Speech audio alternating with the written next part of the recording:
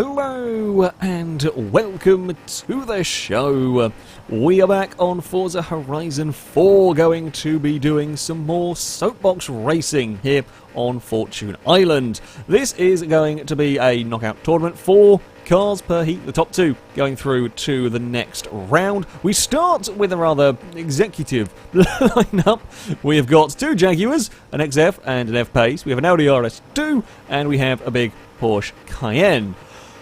The idea of this is we're going to be using the power of gravity on its own. The cars will hold the clutch in, rev the engines a little bit to get them moving off the line, basically to release the handbrake, and then they will roll down this kind of twisty, windy course over to the finish line somewhere by the trees over that part.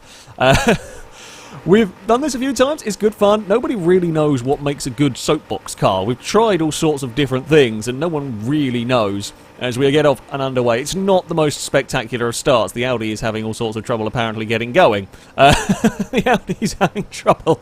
That Audi might struggle to come back through this. The SUVs have got a good start. Now, the XF is one to watch. It doesn't get off the line very well. This is a weird thing we've seen with Soapbox racing. Sometimes cars just do not want to get started. However, sometimes they get much faster as the run goes on, and that is what we've got to watch out for with the XF here.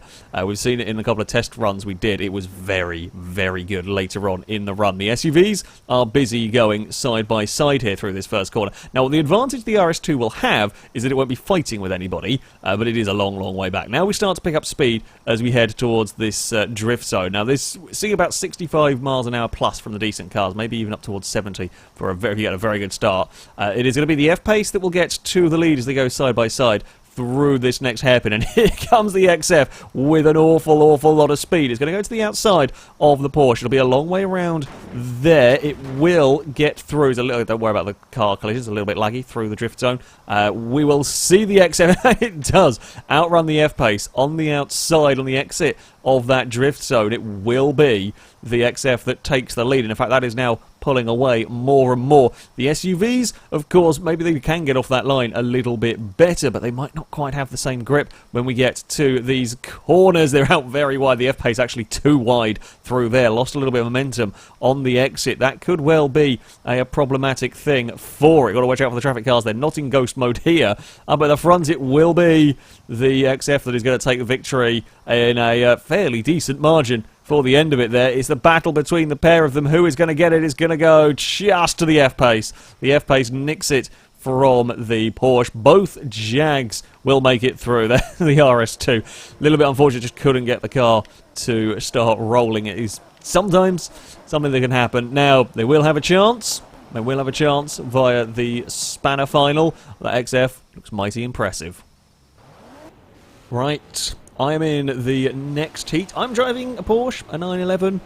Gone for wide body kit, big race tyres. My hope is that we can. Oh, we have to go ghost mode, aren't we, to let this bloody thing through? My hope is that the grip through the corners will be enough to get the car working. Pretty much. That is the hope. This is a very difficult thing to judge. No, you're not.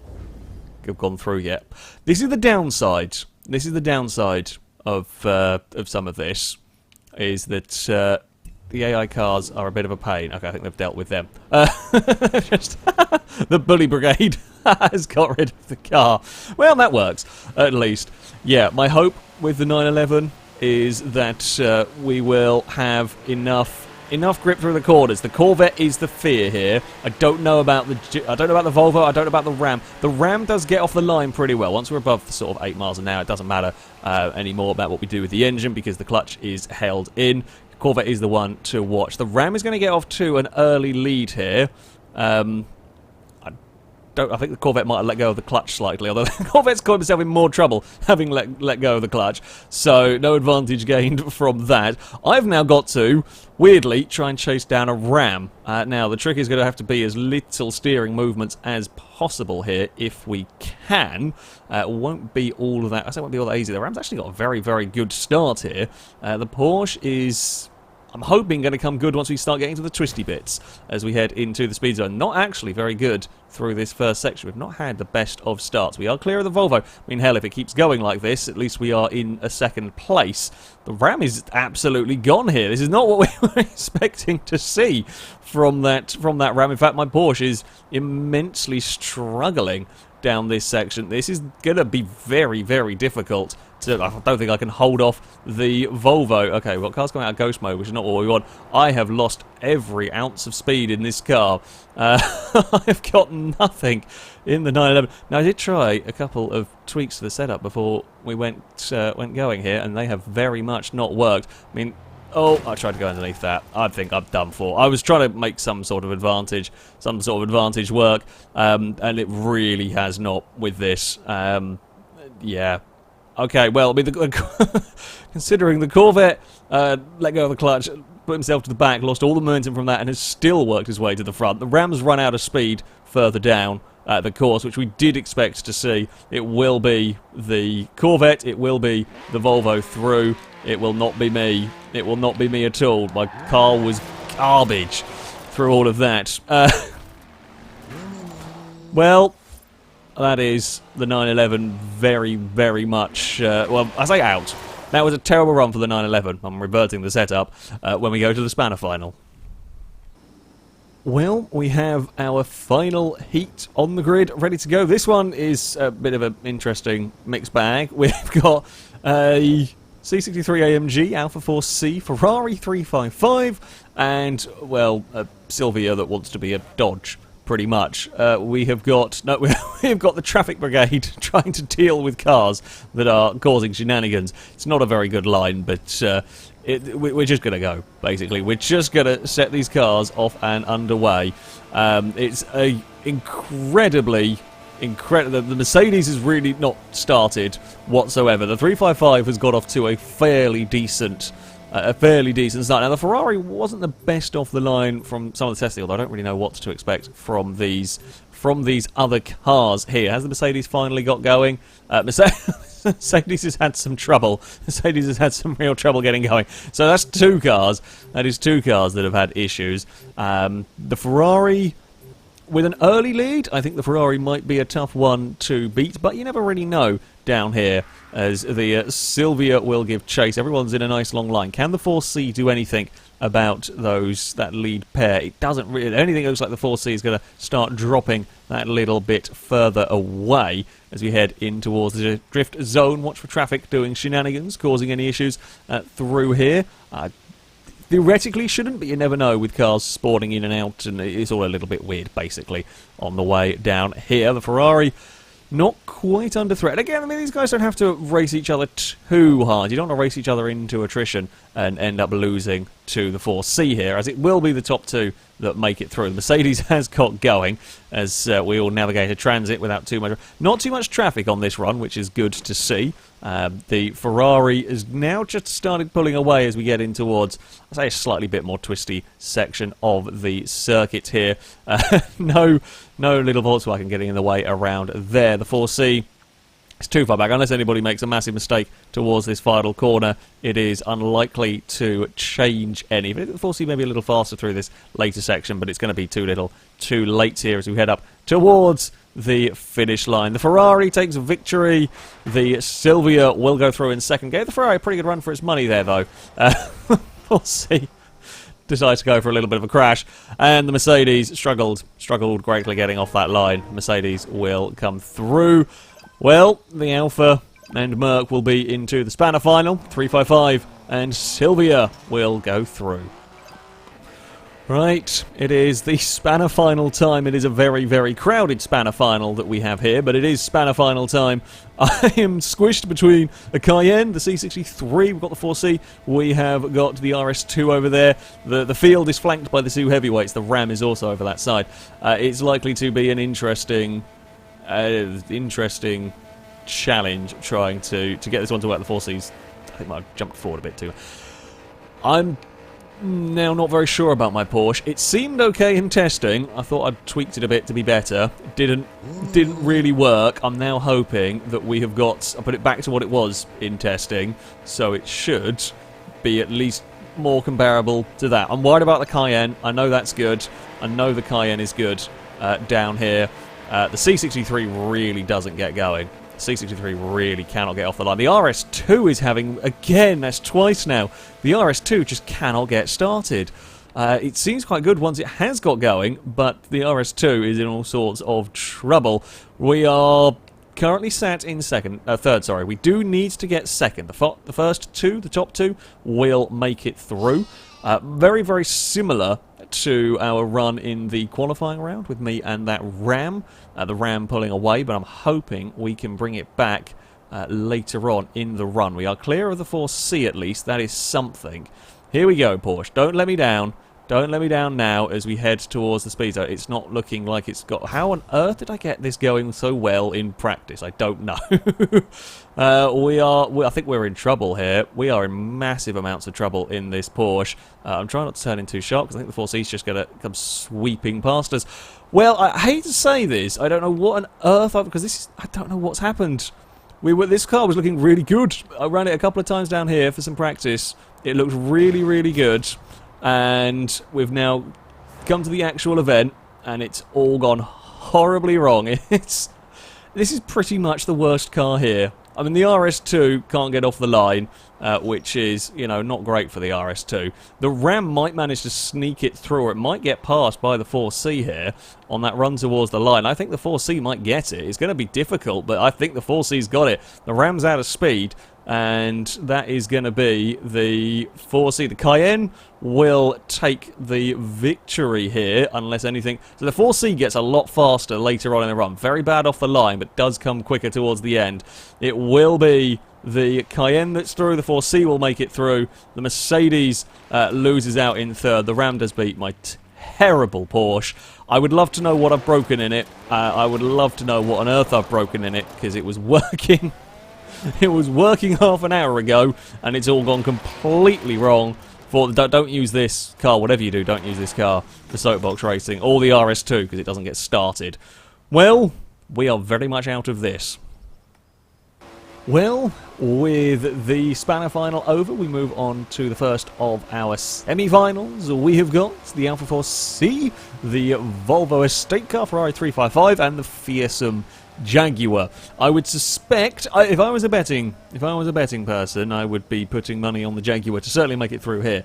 Probably be last by the time we get to the first corner, but watch for it coming strong later on in the run. We saw the Ferrari did pretty well in its qualifying. Don't really know how the Volvo is going to stack up against these vehicles. There's a little bit of lag. I think that's a little bit of the lag as the cars sort of reshuffle to where the game wants them to be, as they said. It's actually a good start from the Jag. It's worrying if the Jag's got this good of a start, folks.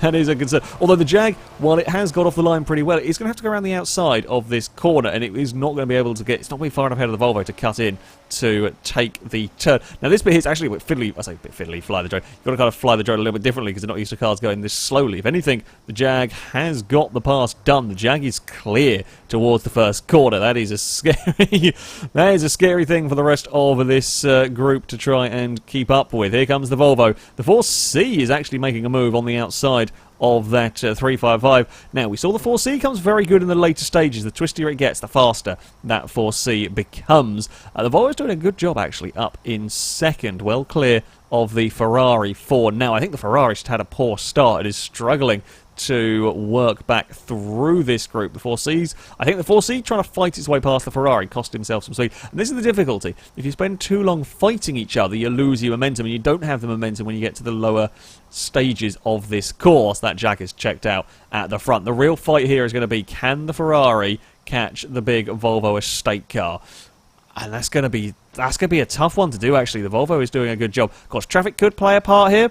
It is something to watch out for as I crash my drone into a into a tree. Here comes the Jag through in the lead. The Volvo, the Volvo loses the back end. It's the first big oversteer moment we've seen from a car in Soapbox Racing. They go either side of the Mazda, and that is not what the Volvo needed. A big oversteer moment down the hill. Not on power oversteer, just the back end let go. The Jaguar takes the victory by a mile. It's going to be the Ferrari that makes it through. Not the best run from the Ferrari, but it is going through. The Volvo just fends off the 4C for that third 3rd place.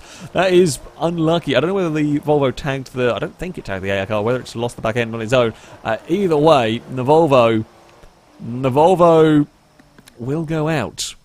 Will go out. And it's the first time I've actually seen a big oversteery slide from anything during Soapbox Racing, but there we go. We have the first of our 2 finalists. On to our second semi-final. We have got the 2 SUVs in this one. The Cayenne is going up against the F-Pace once more. Between them is the Corvette and that Silvia. Who knows what is going to prevail out of this one. Again, the Corvette's looked very fast. The Corvette has looked very good down here, but it could get stuck behind some big SUVs. The Silvia is going for an interesting tactic. We're not seeing many cars go for this. Try and wiggle the wheels to get it off the line. Of course, wiggling the wheels, going from side to side, will potentially lose you a little bit of momentum, but it might be used to stop the car getting stuck. We saw the RS2 having all the issues with getting stuck on the line, so potentially that maybe the Silvia is very, very bad getting going. Either way, it is the Porsche that is to the front. There's a little bit of lag again going on from the vehicles. Porsche will lead the way ahead of the Corvette. Now, the Corvette's going to maybe get stuck behind one SUV, but it has importantly cleared the F-Pace in towards the first corner, and certainly for the Porsche, it puts a car between it and the F-Pace. It may well be a fight for second place between the 2 big SUVs, and hell, maybe the Silvia will become very good lower down in the course. That Corvette has got the move done before we even get to the hairpin. It is probably going to, let's face it, be faster through the hairpins than the SUVs, and the Corvette has actually got a bit of a gap back to that Porsche. The Corvette's starting to check out at the front. It's the battle of the silver boats here, as the F-Pace is going to try and find a way past that Cayenne. Will there be a space to do it down here, and will the Silvia be able to do anything later on in the run? The Jag has got to the inside. They're going to go side by side. They rub slightly. Now, this is good news for the Silvia. The Silvia wants to see this, because here it comes as they head around the next hairpin. The Silvia's underneath. The Silvia's going to get the pair of them, but it's on the grass. It loses all the momentum. Is it going to be enough? They were 3 wide. The F-Pace is still trying to make a move work. It has got to the inside of the Porsche. I think the Porsche is done for here. It looks like the Silvia might be able to get it through to the final. The Corvette is going to win by an absolute mile once again here in this semi-final. The Corvette goes through. The Silvia, with a lovely timed dive to the inside, makes it. The F-Pace will go through ahead of the Cayenne. The Jag and the Porsche fought each other so much. The Silvia saw an opportunity, got it to the inside. I thought it had lost too much momentum on that inside, but it made it work. Well done for making that stick. It will be the Corvette, it will be the Silvia that go through. Both SUVs are out. So, here we are with our final Corvette versus Ferrari versus Silvia versus Jaguar. I don't know what way this is going to go. I think it might come down to a fight between the Jag and the Corvette. Might be to do with who can get off the line better, who can deal with any potential traffic better, although they could fight each other a lot and slow themselves down in all of that. We are not sure, but that is the joy of Soapbox Racing. We never really know what's going to work until we try it. So let us get this race off and underway. It's a good start from the Jag once more. Okay, so the Silvia really doesn't get going. That's why they've got to wiggle the wheels. So the Silvia is one of those that really struggles to get going. It does come stronger later on in the run. The Ferrari is going to duck in behind the Corvette, possibly going for, well, not much in the way of slipstream, let's face it, at this point, but maybe a little further down the line. Anything that can help really is probably not a bad idea as we start to pick up a little bit more speed now. The Silvia has got going properly. That's going to fall into line behind the Ferrari. So there's no big side-by-side action into turn 1 here. Now, perhaps a little bit of a surprise with this. I guess all of these cars here have got very, very different strengths. The Corvette does seem fairly good, or seems okay off the start. Not as good as the big SUVs, but of course comes stronger later on in the run against the big SUVs. It's the Jag, it's how fast is the Jag going to get later on, and will it be fast enough to catch that Corvette? The Ferrari and the Silvia look a little bit too far back here to really do too much. The Corvette may have enough speed to answer that Jag, although still Jag's using every little bit of the road. They're in the drift zone, so don't worry about the traffic through here. The Jag's got a very good run again. That Jag speed through that midsection. It's come out of the drift zone with a huge amount of momentum. It's the Jag to the inside. The Corvette cannot do anything about that. And of course, you start moving around trying to defend, you slow yourself down, lose even more momentum. If anything, makes the pass easier for the other car. The Jag is to the lead, and I don't think the Corvette's got an answer. Not in these closing sections. This is where the Jag was so strong earlier on against all of its competition. The Corvette just couldn't get far enough away here. The Ferrari is starting perhaps to close the gap a little bit, but it's going to be too little too late. The Silvia can't get going well enough. It is going to be victory for the Jaguar. It will take the win. Corvette comes home in second place. Did well. Ferrari in third. Silvia in fourth. If the Silvia's strong, can't get going. The Ferrari's much better in the second half than it is getting going. The Jag does struggle a little off the line compared to some, but once it gets going, once it gets out of that drift zone, the Jag carries so much speed. I don't know how it does it, but the Jag carries so much speed out of that drift zone that nothing's got an answer for it. The Corvette, a very worthy competitor indeed, but even that was not able to match the might of the XF. We're going to have a little drift session on the way back up again. Fair enough indeed. Well, there we go. The Jaguar, if you need an A-class car to run some soapbox racing, the Jaguar XF is the one to, or XFR probably, is the one to go for whatever reason. We still don't understand what makes soapbox cars good, other than this is one that's very good. Don't build a Porsche. Or build the Porsche how I did before I started filming. I don't know what I did to break it, but I broke it. Either way, there we go. That is going to be it for this video. Thank you for hitting my Porsche and the Jag sort of found it. Yeah, don't look at the Porsche, it's terrible. That's going to be it for this video. Thank you all very much for watching, and until next time, a goodbye.